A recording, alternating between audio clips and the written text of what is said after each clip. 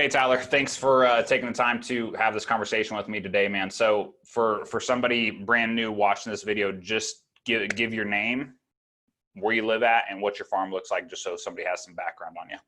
Okay, Tyler McPherson. I am from East Central North Dakota.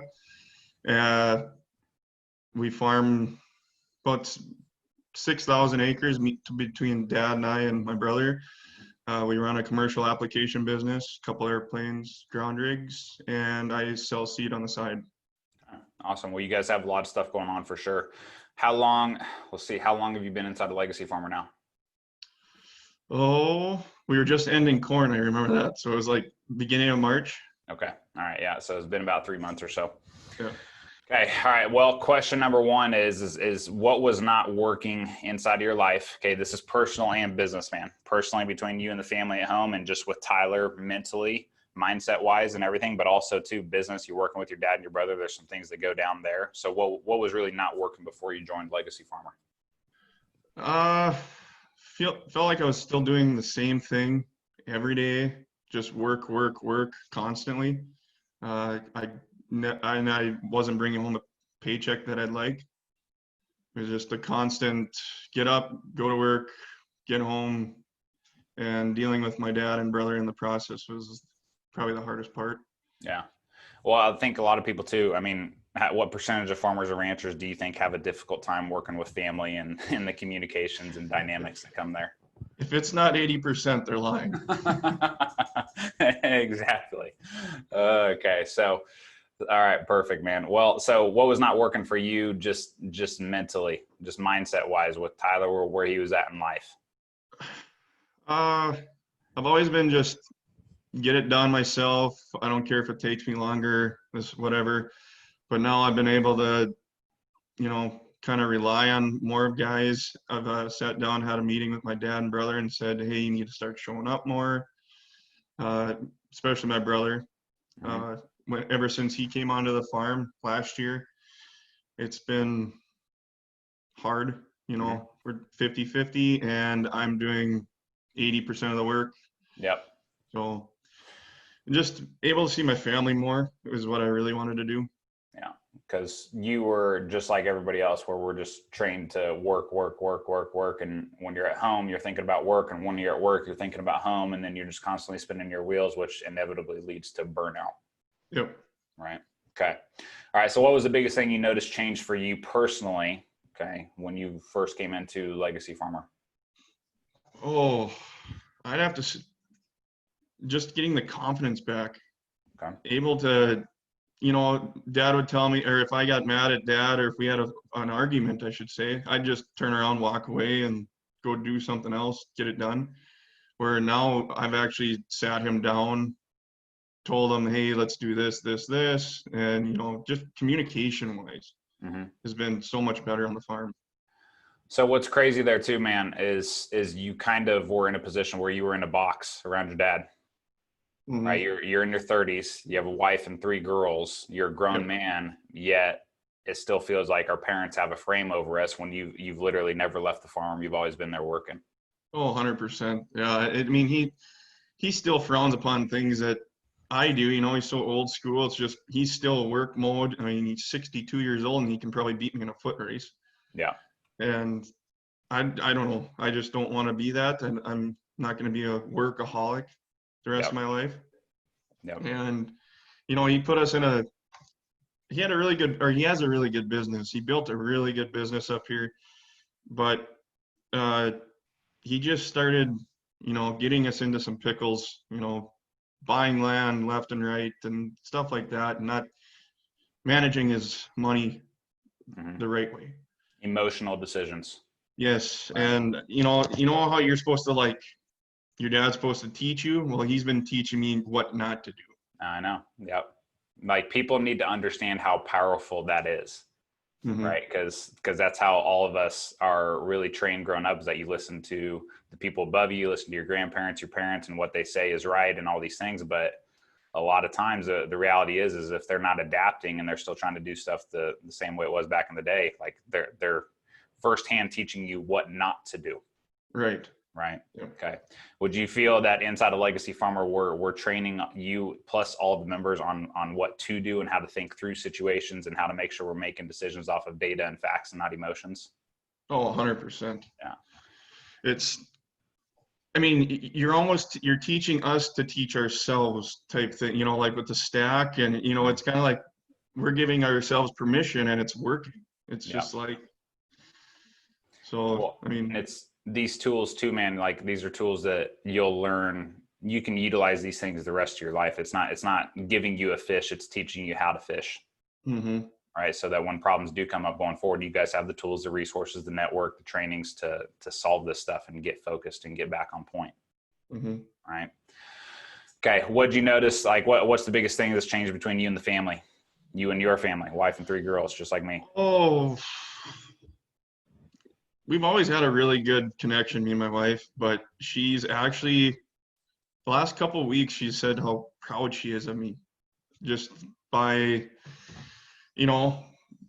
going forward with the seed side. Dad's always had, a hand in that. I've started it, but he's always held on to that where, Yep. I'm working. She realizes now that I'm working to make our lives better, our families better. And she's really appreciated that. How many wives do you think there are in the ag industry that feel like their husbands they're literally working day and night to support everybody else but their own family? Oh, I know so many just around here. It's, probably 3/4 of them. Yeah. It's frustrating as hell too. It separates, it causes all this separation in the marriage because the wife doesn't feel like you're actually doing what's best for you guys. Mm-hmm. The focus is elsewhere. And I told her, I said, I'm working for you to quit working. Yeah. I want her to come home, when she was home for 2 months there with the virus going on, we were so much happier. Oh my God. Trying to get 3 girls ready at 5:30 in the morning doing hair. It just, it's not, I can't do it. I can't do it. oh my gosh. But no, I mean, it's nice bonding time with the girls, I guess. But I mean, I was able to see my family more. It was nothing is better when watching like your wife and 3 kids come walking to the tractor. Mm-hmm. That's one of my favorite feelings, I guess. No, 100%, man. 100%. Okay. So what have you noticed change for you with like utilizing some of the tools? Okay. Like the stack, for example, because the stack is literally game changing by itself. If that's the only thing you got inside a legacy farmer, it'd easily be worth the investment to be here just because it keeps you from making dumbass decisions and emotional decisions and things like that. I mean, I don't do it daily. I know I should, but man, when I do, I feel like I'm up here. It's just, when you're done, you're just, yeah.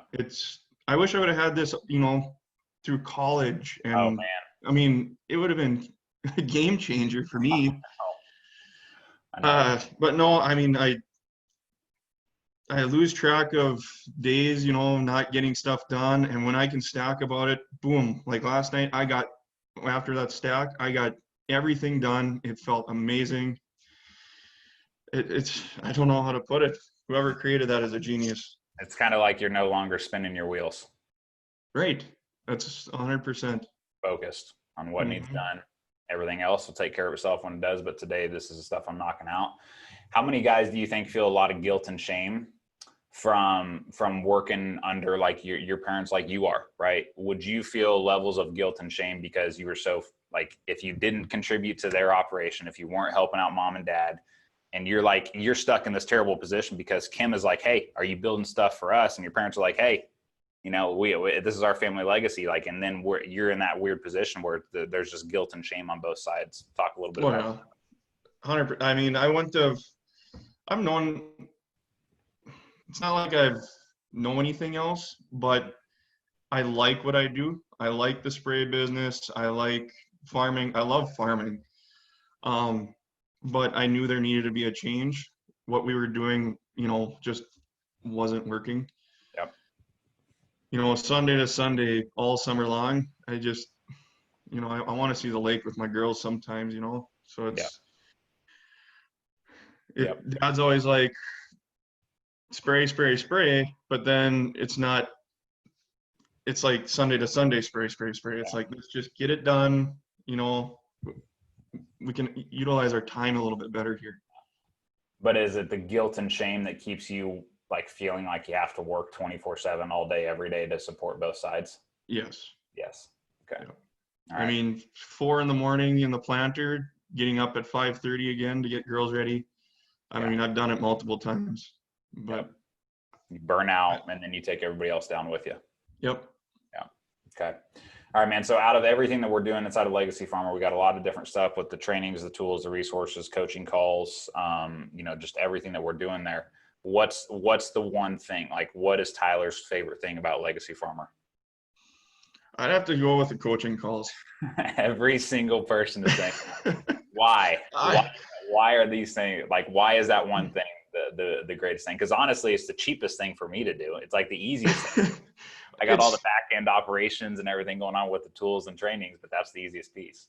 Just listening, it almost feels like one of your favorite college classes. Mm-hmm. I mean, everyone in there is got the same problem, but in a different way. And just sitting there listening to it, it helps you big time, even if you don't have a hot seat. Mm-hmm. Just listening to all these guys that relate to you, and you seem like it feels like you've known them for a couple of years now. It's only been 3 months. Yeah. It's we're contacting each other now, and I'd have to go with the coaching calls. I wish we had 3 of them a week. People, and it's weird too for people in our industry, because there's never been anything like Legacy Farmer in our industry. Like there's never been coaching calls or just group calls for farmers to do this, right? So for a lot of people that are looking at this, like, would you say a lot of farmers feel like they're just alone? Oh yeah. Is that how you felt before you came in? Yeah, just kind of like in your bubble. I'd rather sit up at the bin site and dry all night every night, because I was the one that knew what was going on. I didn't really want to teach anyone. I didn't want to do anything. I knew what was going on, and it went till March and I was burnt out. I was fried. But let's talk specifically about like problems and challenges, because there's obviously an endless amount of challenges across the industry today. Do you feel like a lot of farmers feel like they're on an island, just all alone with their own problems and challenges? And the reality is, when you step into our network, you realize that's the complete opposite. Oh yeah, I had my, you broke my bubble. Yeah. I didn't tell anyone my problems. I didn't even want to bring them home to Kim. I just bottle them up, just say, piss on it, I'll deal with it later, or something else, or not even deal with it. And bringing out or finding your emotion, it's very hard, but once you do, it helps a lot. Oh man, it opens up the gateway. I mean, if I wouldn't have done that, I would have never had that meeting with my brother and dad. I would have never told them what I'm feeling, what I'm going through. Heck, my brother's been showing up every day now. So, I mean, it's just, if I wouldn't have done that, I mean, we'd be still sitting in the same shitty situation. So, and the thing is too, is you would have never taken a stand for what's best for you and Kim and the girls. Right. Yeah. I mean, I come home, I share everything with her now. If I would have joined this and it wasn't this, I would have never told her about it. But now I tell her everything that we do. We talk. I mean, she's gotten more proud of me in the last couple of weeks or months, I should say that. Yeah. It's hard to put a value on that. It is. When your wife tells you that she's proud of you, it completely changes you. 100%, because me being raised on the feed yard, I was never told that. You were never told that from your dad or your brother, your mom. Like, it's just, that's not the way we were raised. No. I mean, you can be there 24/7, but if you're gone one day, that's when they notice. Mm-hmm. They don't realize that you just busted your butt putting 3,000 acres of corn in. They just realize that one day you're gone. Yep. Where are you at? We got stuff to do. Yep. Okay. All right, man. So obviously establishing trust inside of this industry is very difficult, right? And you made the investment, you made the commitment here. So imagine somebody else is sitting on the fence like Tyler was at one point before you and I got on the phone and you made the commitment. But imagine somebody's like, they're kind of like, I think legacy farmers for me, maybe it is, maybe it isn't. Like, what is the one thing that you would push or say to somebody that is literally sitting on the edge, like contemplating this? Man, I kind of came into this completely different mindset when I first watched your video. I was looking at a way to make more money on the farm type, marketing, stuff like that. And after we had our first phone call, you opened up my eyes and realized and showed me what my real problems were.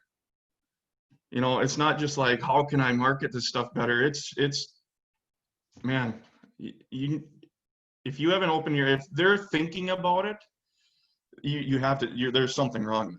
If you're thinking about, hey, this is maybe something I could do, then you do have something going on the farm that you need to take care of.